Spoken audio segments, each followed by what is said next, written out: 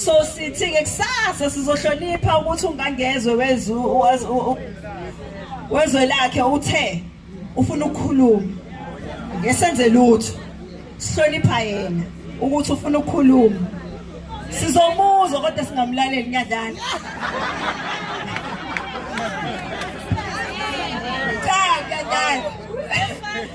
sizomuzwa ukuthi uthini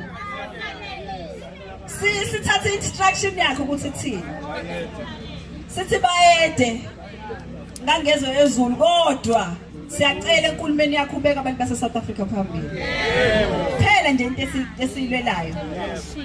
sikhathele bafethu ngicela unicela ukuthi contact white paper lecture file ama submission kuyona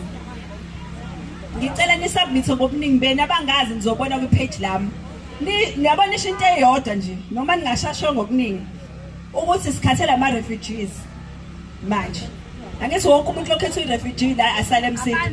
wonke umuntu ngisho bathathe iphepha baliphotocopy athi refugee uyi-asylum seeker sesikhathele ke manje lento abayisayina ne-United Nations sicela ukuphuma thina ne-South Africa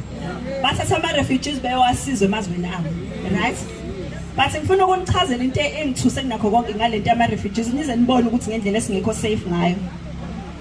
siye kwi-meeting yaka-Home Affairs mayelana nayo i-white paper basitshela ukuthi ngifuna nizwe lento yami ngoba ngifuna nizwe kahle angithi ngikhipha amafoni ngifuna le nipost ngoba ngifuna abantu base South Africa bayizwe i-department yaka-Home Affairs ithi ngisho ngasuka indoda le eNigeria